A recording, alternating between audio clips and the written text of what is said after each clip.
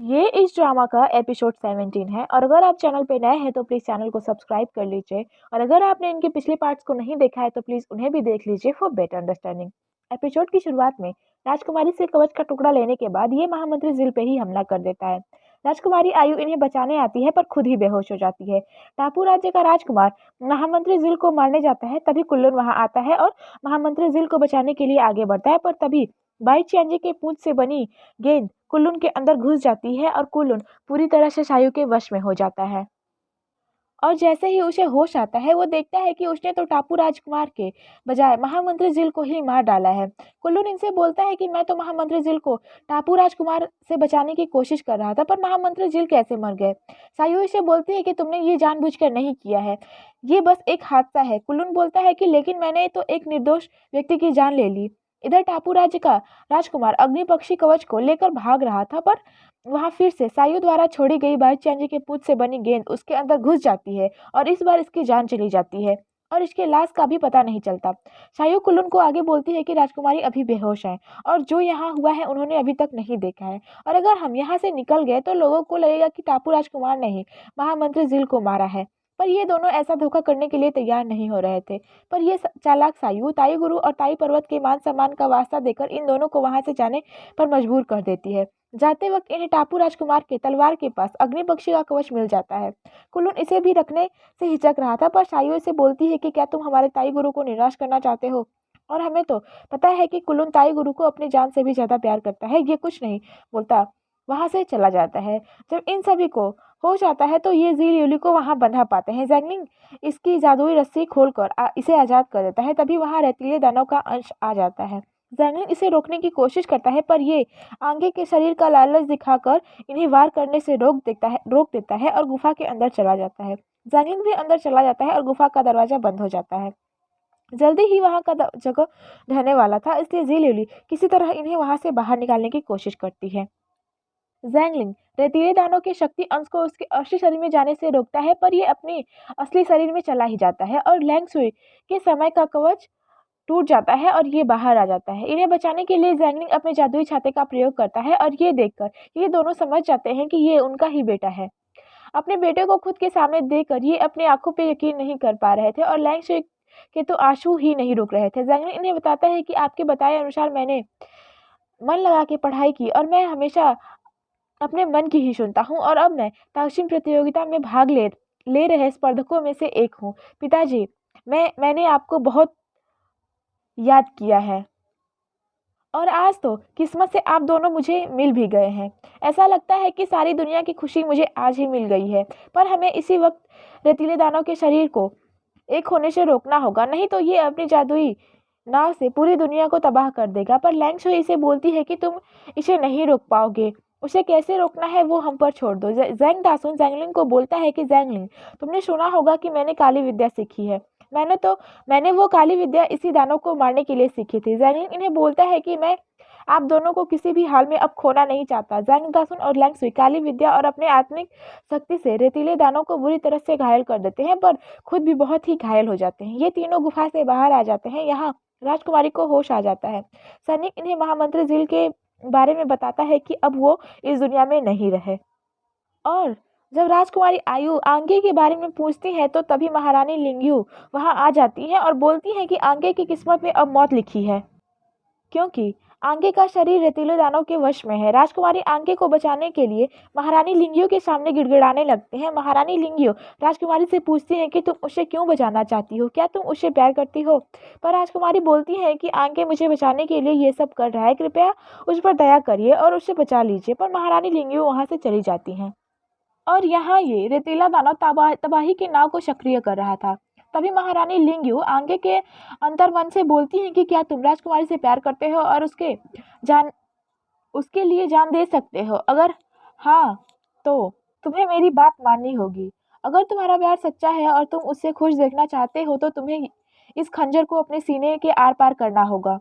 अपनी मौत से साबित करो कि दुनिया में सच्चा प्यार मौजूद है। इस तरह तुम इंसानी दुनिया के सारे योद्धाओं के साथ साथ राजकुमारी को भी बचा लोगे। तुम्हारे पास ये आखिरी मौका है। आंके अपने खंजर को खुद के ही सीने में उतार देता है और यहाँ रेतीले दानव को भी आंगे के शरीर के कारण मरना पड़ता है, पर मरते मरते ये दानव तबाही के नाव को फिर से सक्रिय कर देता है और सारे योद्धाओं को पलक झपकते ही खत्म करने की कोशिश करता है। ज़ैंगलिंग के पिता एक जादुई ताबीज़ ज़ैंगलिंग को देते हैं और बोलते हैं कि मैंने आज तक जो भी किया उसके पीछे एक वजह थी। इसे समझने में ये ताबीज़ तुम्हारी मदद करेगी। ये सच दुनिया के सामने लाना है या नहीं, ये फैसला अब ज़ैंगलिंग तुम्हें ही करना होगा। बेटे, हमें पूरी दुनिया की शांति के लिए ये करना ही होगा। अब तुम्हें जाना होगा। ज़ैंगलिंग बोलता है कि मैं आप दोनों को फिर से खोना नहीं चाहता। ज़ैंगलिंग चिल्लाता ही रह जाता है, पर ज़ैंग दासुन और लैंग सुई इन दोनों को आगे के शरीर के साथ साथ वहाँ से बाहर निकाल देते हैं। ये देखकर हमें एहसास होता है कि कैसा लगता है जब एक बेटा जो अपने माता पिता से इतने दिनों बाद मिला हो और तुरंत उन्हें खो भी देता है। ये दोनों अपनी सारी आत्मिक ऊर्जा का प्रयोग कर देते हैं और तबाही के नाव के साथ साथ इनका भी अंत हो जाता है। यहाँ ज़ैंगलिंग के दर्द को हम शब्दों में जाहिर नहीं कर सकते। आगे के मृत शरीर को देखकर राजकुमारी के दुख को बताया नहीं जा सकता। वहाँ महारानी लिंग्यू आती है और बोलती है कि तुम क्यों रो रही हो? क्या तुम्हें भी प्यार पे यकीन है? आयु बोलती है कि आप जो बोल रही हैं मुझे नहीं पता ये क्या है, पर जिस पल मैंने इसे अपने लिए मरते देखा उसके बाद मैं इसे खोना नहीं चाहती। महारानी लिंग्यू फिर से इससे पूछती हैं कि क्या तुम्हें इससे प्यार है? ये राजकुमारी आयु हाँ बोल देती है। महारानी लिंग्यू आगे को जिंदा कर देती है और बोलती है कि आंके स्वयंवर जीत चुका है और आंके फिर से ठीक हो जाता है और राजकुमारी आयु को श्राप मुक्त कराकर उन्हें बाहर घुमाने के लिए ले जाता है। ज़ैंगिंग महारानी लिंग्यू से पूछता है कि आप खुद चाहती थी कि कोई ये श्राप तोड़ दे और साबित कर दे कि दुनिया में सच्चा प्यार भी होता है, पर ये बोलती हैं कि सारे दुखों का कारण प्यार ही है, पर हम फिर मिलेंगे। और ये बोलकर ये वहाँ से तुरंत ही चली जाती हैं। हम फिर मिलेंगे। महारानी लिंग्यू की ये बात इन्हें समझ नहीं आती, पर ये इस बात को इग्नोर कर देते हैं। आयना ज़ैंगलिंग को बता देती है कि अग्नि पक्षी कवच इस वक्त कुल्लून के दल के पास है और वो इसे लेकर गठबंधन की तरफ चल पड़ा है। युंची ने कहा है कि उन्होंने टापू राजकुमार को भागते हुए पकड़ा और उससे अग्नि पक्षी को छीन लिया और इसी के साथ ये प्रतियोगिता यहीं पर समाप्त हो गई है और वुफान का दल भी वापस जाने के लिए निकल चुका है।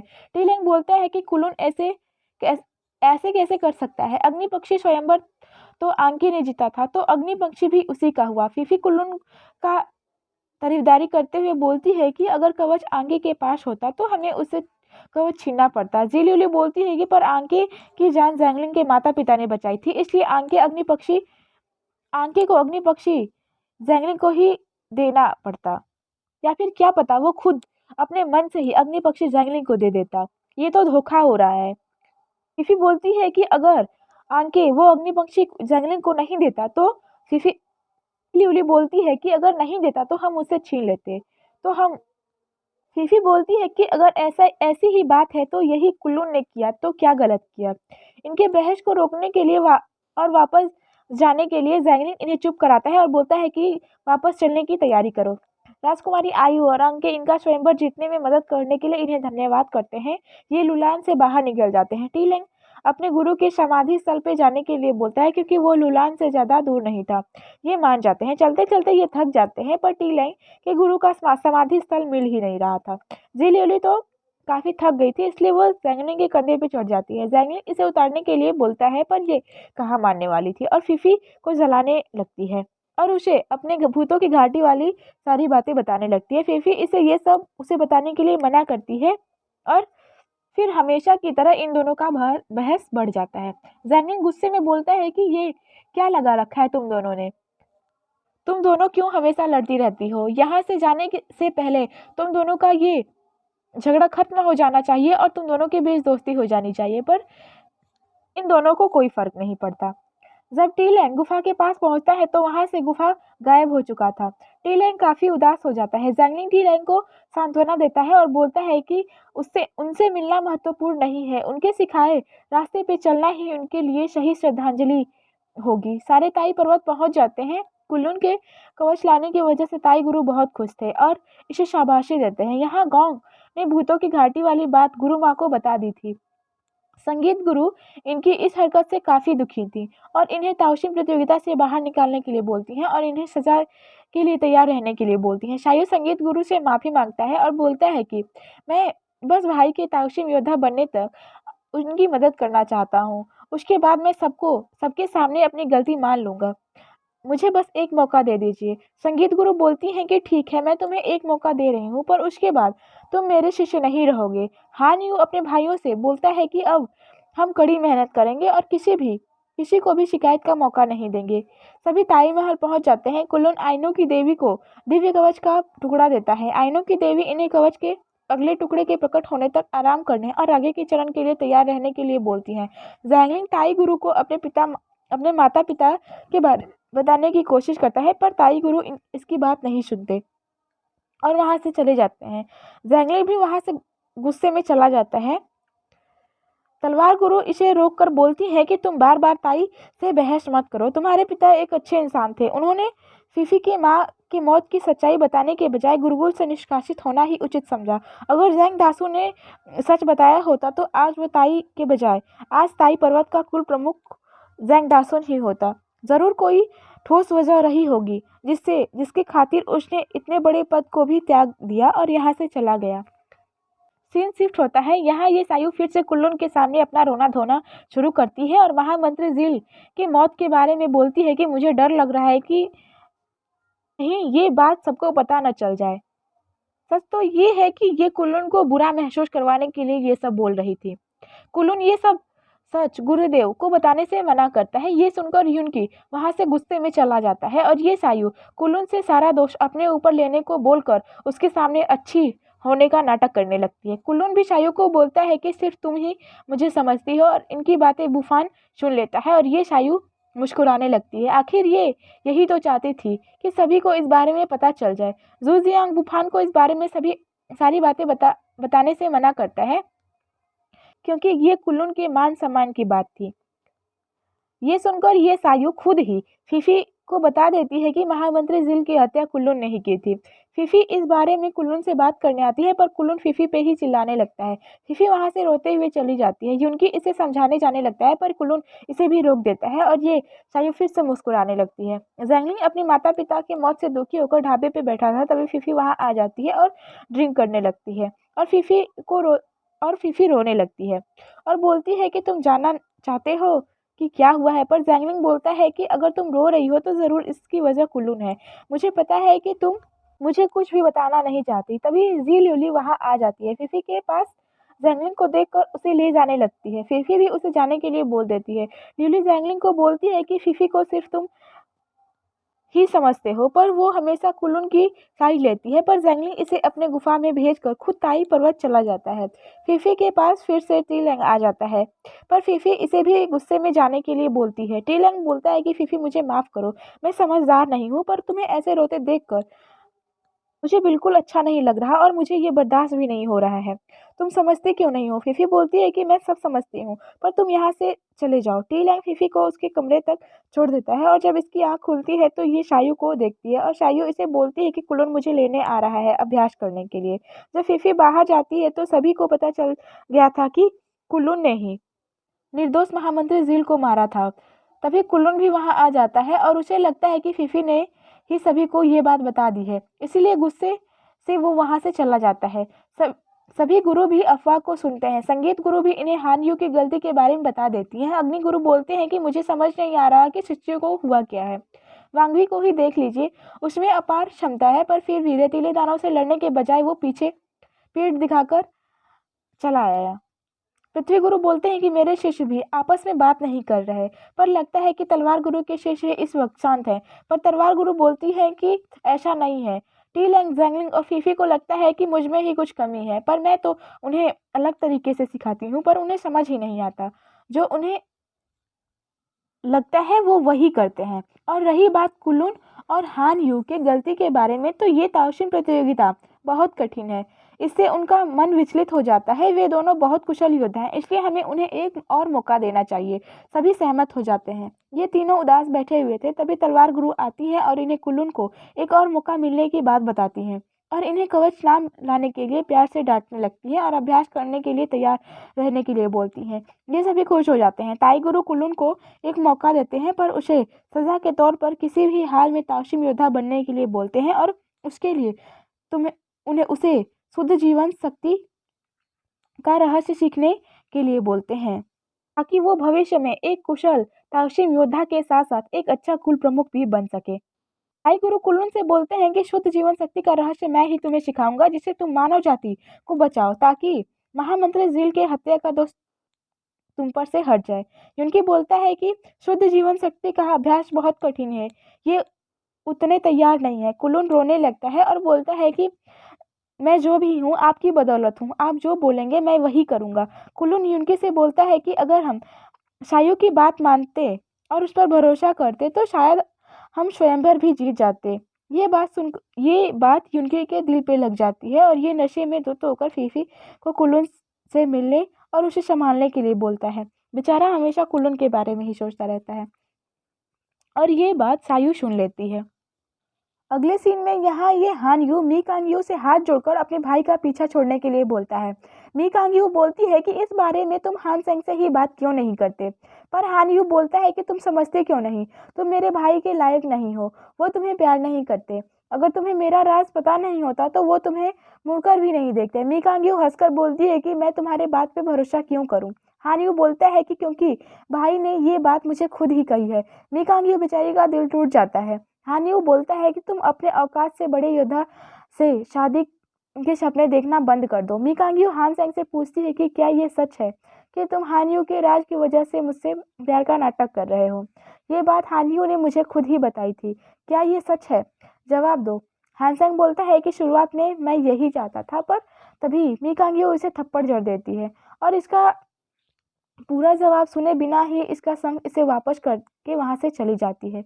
हान सेंग उदास हो जाता है। टी लैंग जैंगलिन को बाहर बात करने के लिए ले जाता है। फीफी भी कुल्लून से मिलने जाती है। जैंगलिन टी लैंग इसका पीछा करने लगते हैं कि आखिर ये इतनी रात को कहाँ जा रही है। यहाँ ये लोमड़ी फिर से कुल्लून का ब्रेन वॉश करने की कोशिश करती है। तभी कुल्लून की नींद टूट जाती है और ये अपने सामने शायू को देखता है और शायू इसे गले लगा लेती है और इन्हें ऐसे फीफी देख लेती है। कुल्लून फीफी को समझाने जाने लगता है पर ये शायू कुल्लून को बातों में उलझा के इसे रोक देती है। ये दोनों भी देख लेते हैं। टी लैंग कुल्लून से लड़ने जाने लगता है पर जैंग इसे रोक कर बोलता है कि ये उन दोनों का मामला है तो इस मामले से हमें दूर रहना चाहिए और फीफी पे भरोसा रखो, ये इस मामले को खुद ही सुलझा सकती है। सुबह हो जाती है और आज फसल कटाई का त्योहार था। कियानक्यू बुदोंग को बता देता है कि वो आज तियानसिंग को शादी के लिए प्रपोज करने वाला है। तभी इंग भी शाम को बुदोंग को नदी के किनारे मिलने के लिए बुलाती है। अग्निगुरु आते हैं और छुट्टी के दिन भी वांगवी को अभ्यास के लिए चलने के लिए बोलते हैं, पर वांगवी भी कम जिद्दी नहीं है। इन्हें साफ साफ बोल देता है कि आज त्योहार है, चाहे कुछ भी हो जाए, आज छुट्टी है, मैं नहीं आऊंगा। अग्निगुरु भी कम जिद्दी नहीं है, वो इसे धमकी देकर चले जाते हैं। हानसेंग फिर से मिकांगियो को लेटर देता है जिसमें इसने शाम को फसल कटाई के उत्सव में मिलने के लिए मिकांगियो को बुलाया था और यहाँ टी लैंग भी फिर से फीफी को प्रपोज करने के लिए बोलता है पर जैंगलिंग को उसकी मदद करने के लिए बोलता है। जैंगलिंग थोड़ा सा वक्त मांगता है। ये दोनों फीफी को शाम को शहर में मिलने के लिए बुलाते हैं। फीफी बोलती है कि लिली को भी बुला लेना, नहीं तो उसे लगेगा कि मैंने ही मना किया है। ये बेचारा जी लिली की गुफा में बैठा था और इसे बताता है कि टी लैंग एक बार फिर से फीफी को प्रपोज करने वाला है। लिली तो ये सुनकर काफी खुश हो जाती है और उसकी मदद करने के लिए बोलती है। फेस्टिवल शुरू हो जाता है। ये दोनों मस्ती में घूम रहे थे और लिली जैंगलिंग से चिपकने का एक भी मौका नहीं छोड़ती, पर जैंगलिंग इसे ऐसा करने से मना करता है क्योंकि यहाँ गठबंधन के सारे साथी थे। टिलैंग भी वहां आ जाता है और ये तीनों फीफी को ढूंढने लगते हैं। अग्निगुरु वांगवी को ढूंढने आ जाते हैं। वांगवी छुपने लगता है पर वांगवी इन्हें मिल जाता है। ये फिर से भागने लगता है, फिर पकड़ा जाता है। ये दोनों पहेलियों का शर्त रखते हैं और जो हार जाएगा वो दूसरे की बात मानेगा। अग्निगुरु पहली हार जाते हैं और फिर क्या था, इन्हें वांगवी की बात माननी पड़ती है, पर फिर अग्निगुरु वांगवी से सवाल पूछते हैं और इसमें फिर से वांगवी हार जाता है।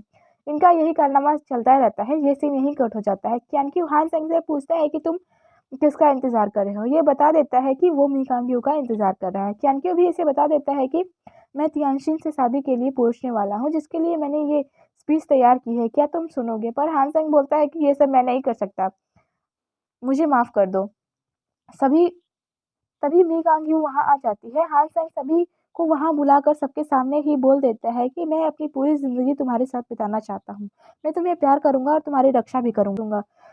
पर मी कांग-यू सबके सामने ही इसे बोल देती है कि अब हम साथ नहीं रह सकते। ये देखकर बेचारा कियान-क्यू सोचने लगता है कि क्या इज़हार करने का ये नतीजा होता है? ये सीन यहीं कट हो जाता है।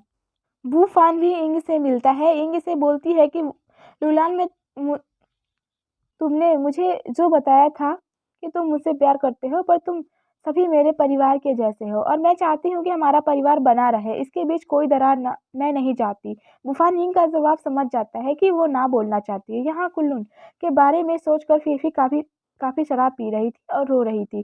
टी लैंग इसके पास आता है, पर इसे क्या बोलना है इसे समझ नहीं आ रहा था। इसीलिए ज़ैंगलिंग अदृश्य करने वाली आग जला देता है और वो ज़ी ल्यूली के साथ अदृश्य हो जाता है। फीफी टी-लैंग से बोलती है कि मुझे पता है कि तुम्हें मेरी चिंता है, पर इस वक़्त मैं तुमसे बात करने की स्थिति में नहीं हूँ। टी-लैंग चुप हो जाता है और टी-लैंग की तरफ से ज़ैंगलिंग ही बोलता है कि फीफी, तुम दुनिया की सबसे बेवकूफ़ लड़की हो। मुझे पता है तुम क्यों दुखी हो। मुझे नहीं पता कि तुम क्यों दुखी हो या कुल्लू ने क्या किया है।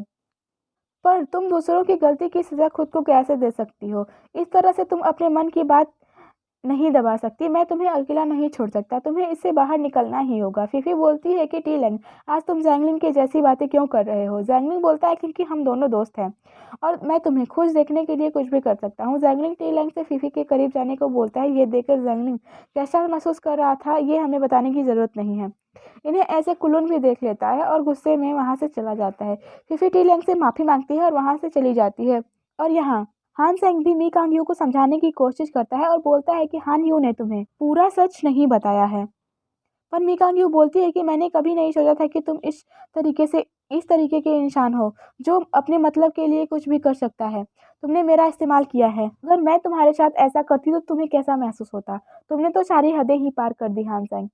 हान सेंग बोलता है कि मैंने पहले यही सोचा था, पर बाद में जो हुआ वो सब सच है। मी कांग-यू, मेरी बात को समझने की कोशिश करो। पर मी कांग-यू वहाँ से चली जाती है और ये अकेला ही रह जाता है और ये सीन यहीं पे कट जाता है और यहाँ हान सेंग अपने गुरुकुल वापस लौट जाता है और यहीं पे ये एपिसोड खत्म हो जाता है। अगर आपको वीडियो अच्छी लगी तो प्लीज़ वीडियो को लाइक करिए। आगे के पार्ट देखना चाहते हैं तो प्लीज़ चैनल को सब्सक्राइब कर लीजिए। मिलते हैं अगले एपिसोड में। Thanks for watching.